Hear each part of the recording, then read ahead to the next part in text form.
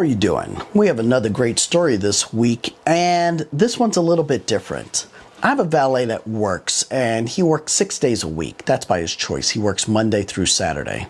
Now, if he doesn't work all 6 days, he'll get one of the shifts covered. That's on his own, and he's actually great with it.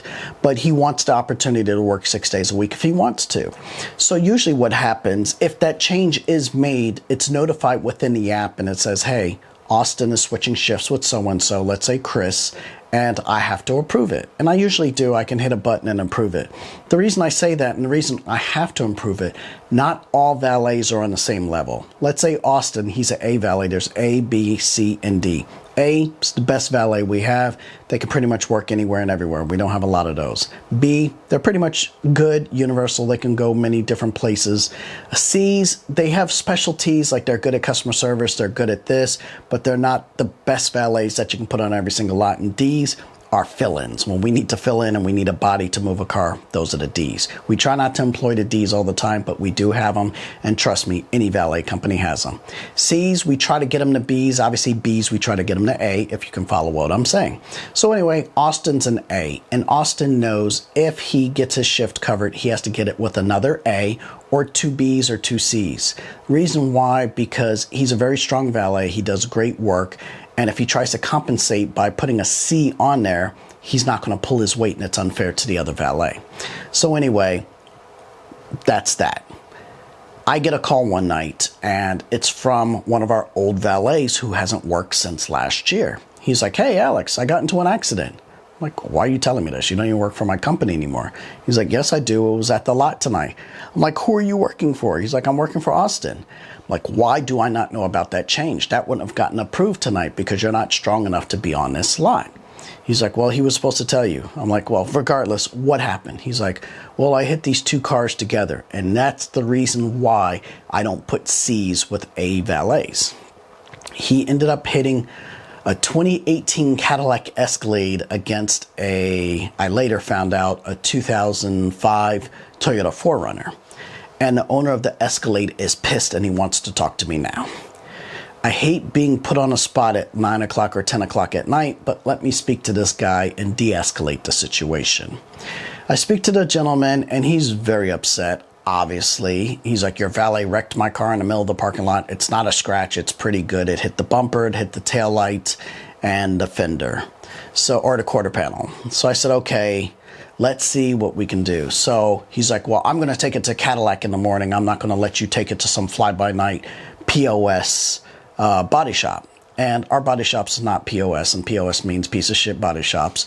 He wants to go strictly to Cadillac. I hate that because the dealerships charge top notch. They don't discount anything, and we're pretty much left holding the bag.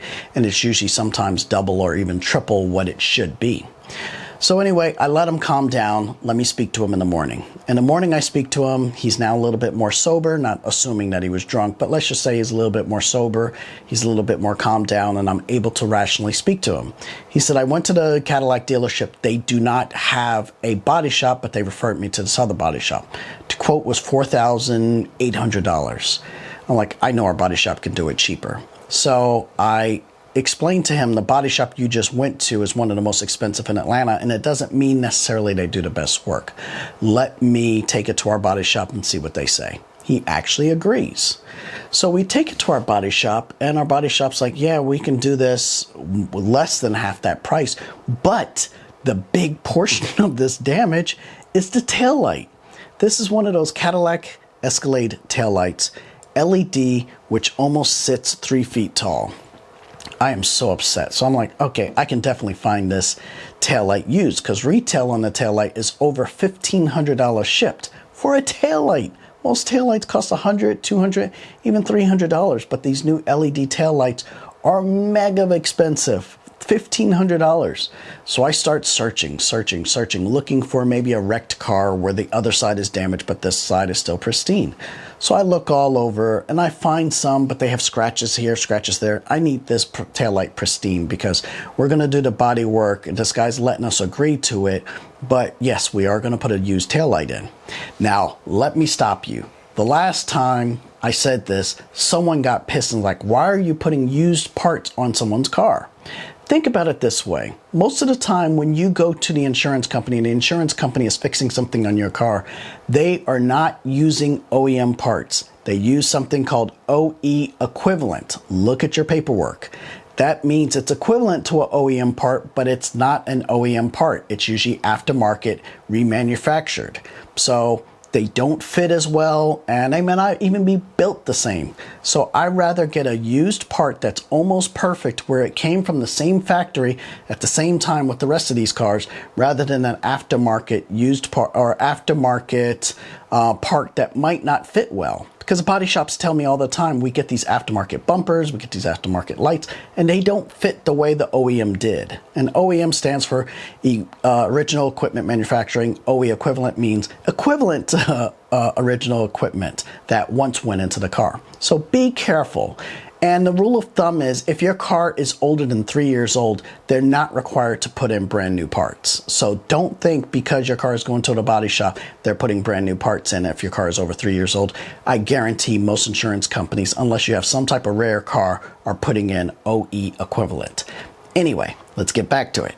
So I'm searching around looking for this OEM used taillight, but perfect condition.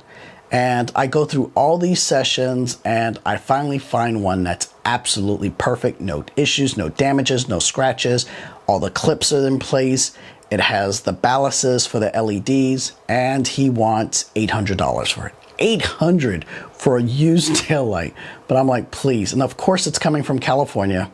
I live in Atlanta, so it takes literally 6 or 7 days, whereas if it was Florida or New York, I can get it in 2 or 3 days. So I called this guy, said, hey, you know what, your car's not going to be, the parts aren't going to be here until next Wednesday, so can we still hold it to there? I leave him a voicemail. He doesn't get that message. So on Monday, he shows up at the body shop and he drops his car off. He goes over to Enterprise where the reservation was, but remember, I pushed it to Wednesday. They don't have any cars for him. Because remember, there's such a shortage on rental cars. So he says, you know what? I don't have time for this. Let me just Uber home, and I'll Uber for the week while the car is getting repaired. Hopefully, it should be less than what a rental car should be. I said, okay, I agreed to it. Let's do it. So anyway, the body shop starts getting started on this Cadillac Escalade. And they do a great job, of course. The bumper's fixed, the fender's fixed, everything looks perfect. We're just waiting for this taillight to come in, so it's just sitting on the side for the last couple of days until the taillight comes in. Taillight finally comes in, snaps into place, everything is perfect, everything looks great. The guy is super happy picking up this vehicle.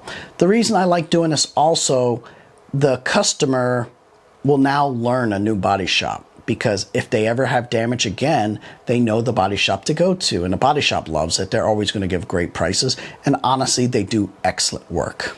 Now, Alex, what about the second car?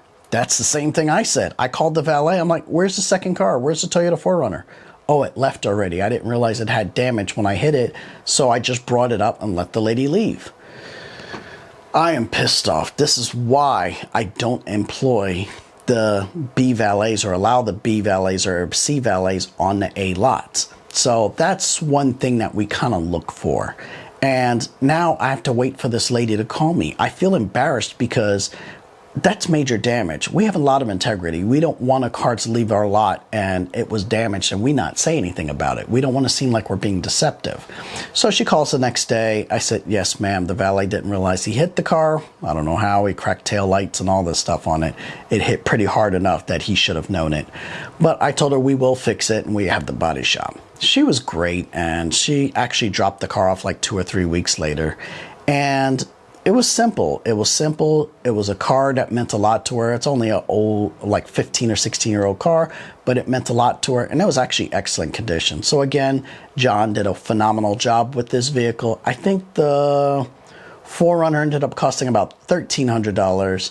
I think the Escalade, it was again $1,300 or $1,500 plus the taillight, which was another $800. So I put it at about $2,300. Now, here's the thing. The old taillight that came out didn't have any cracks in it. It just had scratches on it. And no, I didn't want to fix the scratches and put it back on a car. That would be wrong. But I can buff out these scratches and resell this light for maybe $500 or $600. I think someone will literally buy it. So actually, I'm probably going over to the body shop tomorrow to pick up the old tail light that had the scratches in it and actually try to polish it and buff it out and resell that one as quickly as possible. But again, this is the reason why it's so important that we know about any changes that happen with the schedule. Valets might not necessarily know what we know as management. So when he made that change on that shift on a Friday night, that C valet couldn't handle that volume. So that's why we need to approve all shift and schedule changes. Anyway, thank you very much for watching. I will see you guys next time.